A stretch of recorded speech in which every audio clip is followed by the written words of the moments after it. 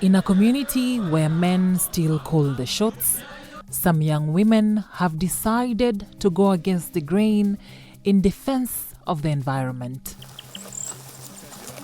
These women are a true testament to the adage that says, with the right exposure, things can change for the better. They call themselves Team Lioness. And just like the big cats, they are considered the backbone of the pride due to their leadership and collaborative efforts. My name is Agutu Rosa.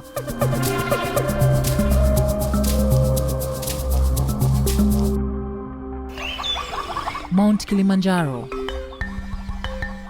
a natural elevated gem of the region that comes calling in view while acknowledging greetings of a new day. It is at the foot of this gigantic marvel where Team Lioness Ranger Base is located in Amboseli. Despite the morning chill, the Rangers are up and ready for the daily morning workout.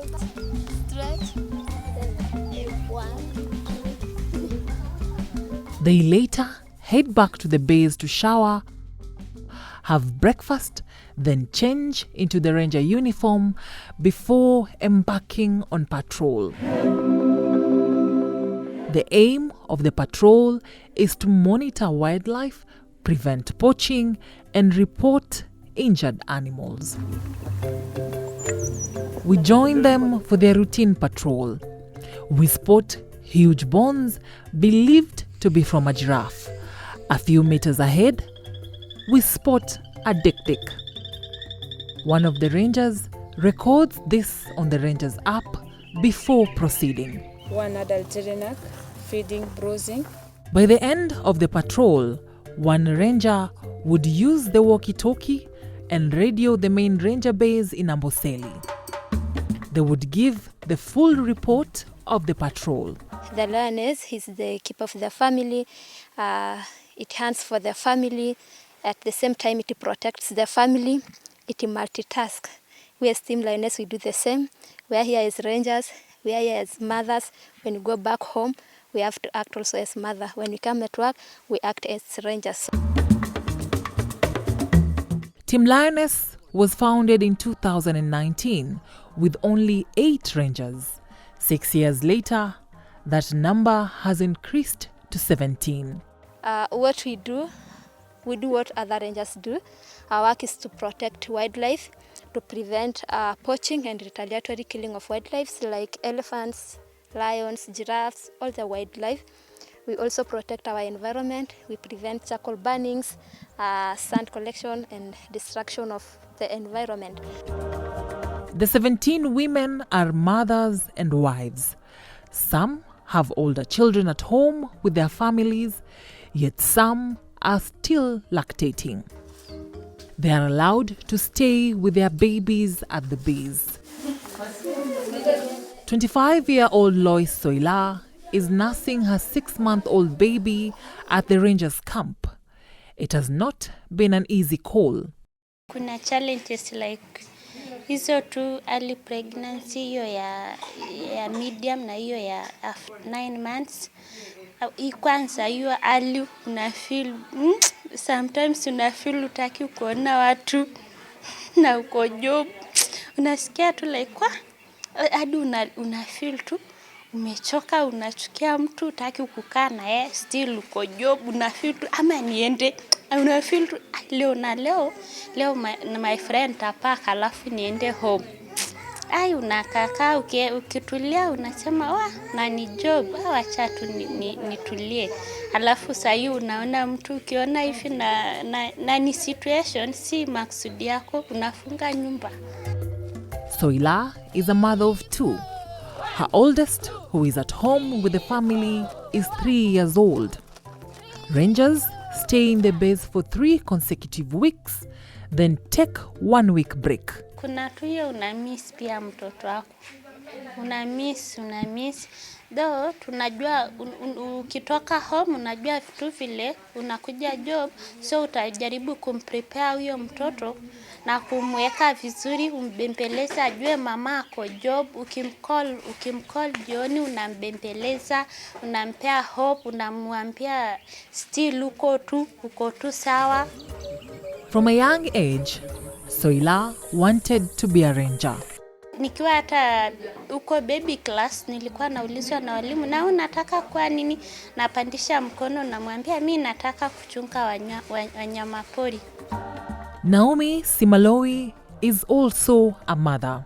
Sengine unaweza pangwa kazi, maybe amke kama askipoa, na pia miss nyumbani, na pia ni furaha kukuwa na yeye hapa, ku monitor every growth, every step yenye anamake kukuwa na yeye. So nafurahia kama female ranger kukuwa na mtoto wangu na bado amwaki. Pia hii kazi tunafanya mazoezi kiasi.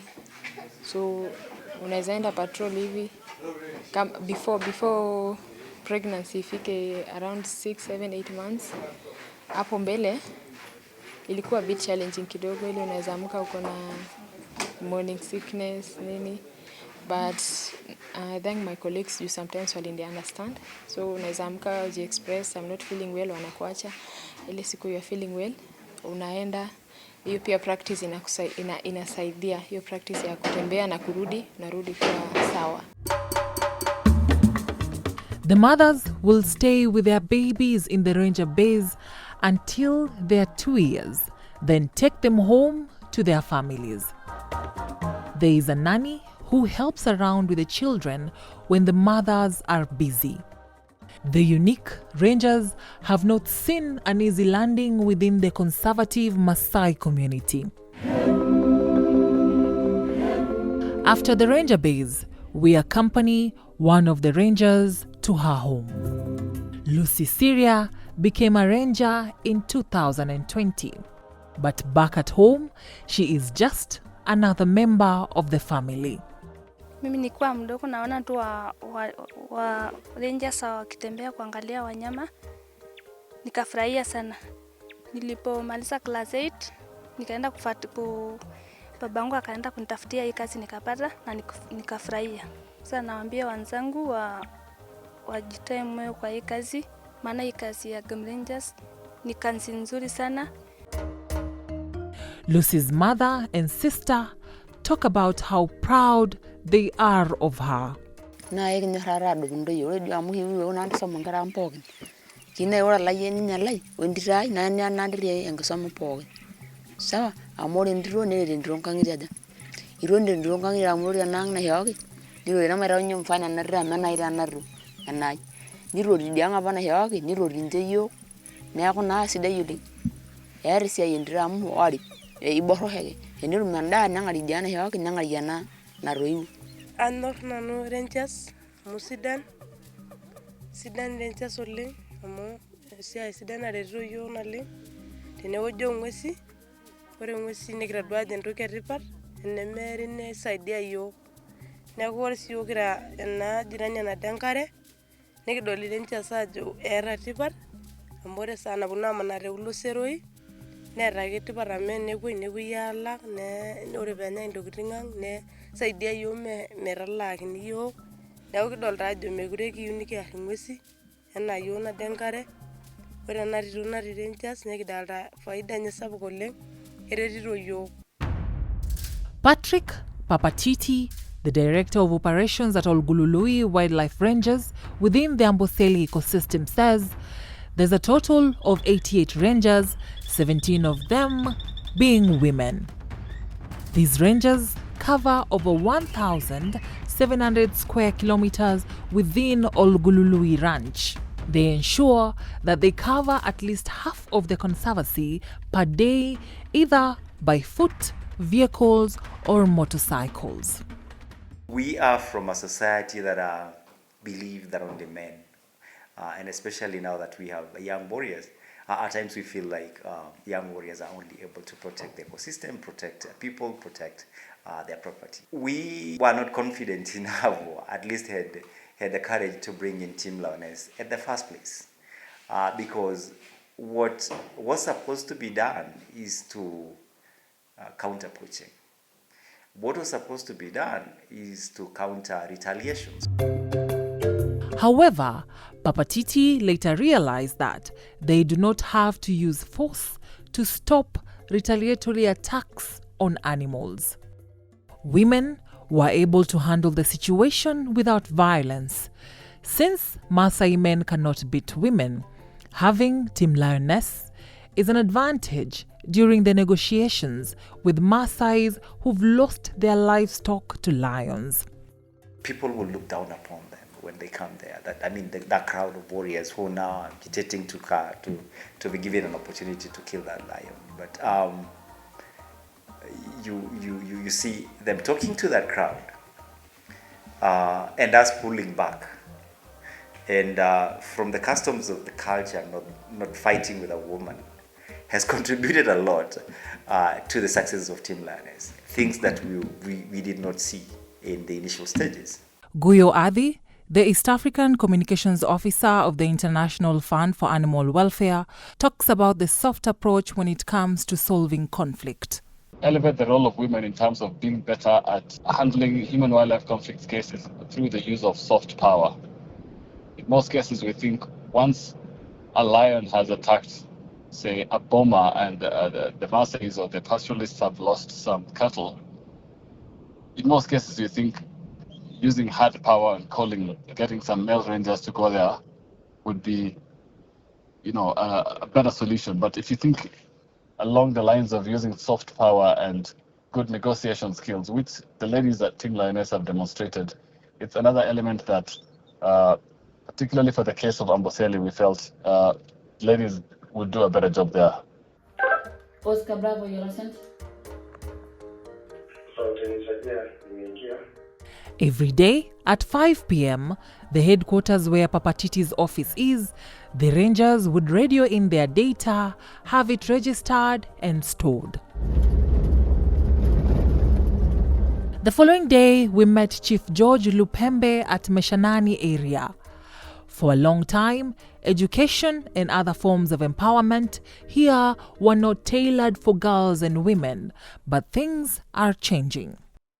Wasichana wetu tumepatia haki zao ya elimu na bado tu hata najua kuolewa, hata utakuja tu kuolewa kwa uamuzi wa ile mtu umependa, haijalishi umetoka jamii gani, lakini tutakubariki kama wazee ikifika hiyo wakati na ruhusu.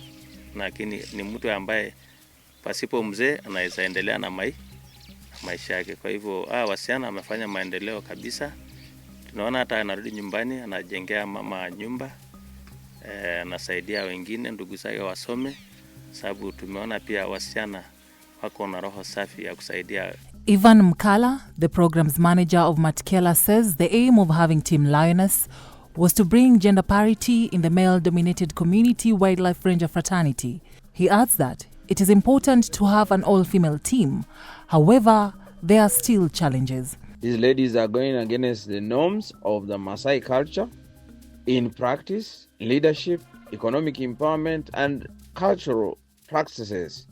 And this has been met with consistent resistance. Secondly, provision of the special needs that these young girls, mothers, wives, and their little babies need over time. They need special care and attention. Mkala adds that to increase the number of Team Lioness, stakeholders need to showcase the work Team Lioness does. We need to mobilize resources in terms of salaries, welfare, their mobility, equipment, and other accommodation requirements, because there is a special case where they are not just mothers on site, but they have got little ones as well who need special care and attention. We have been empowered as Team Lioness, both physically and economically, and also we have empowered so many ladies back in the community, and everyone now is admiring what we are doing. Everyone now is supporting. The community now has known that it's really true that a lady or a female can also work in this field or any other field. As they walk back to their base after a long day, their daily struggle is in step with nature, which they live to protect. The nature that is not just a place, but a home for them.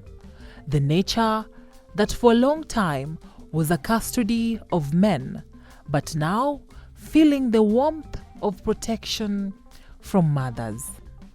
Agutu Rosa, KTN.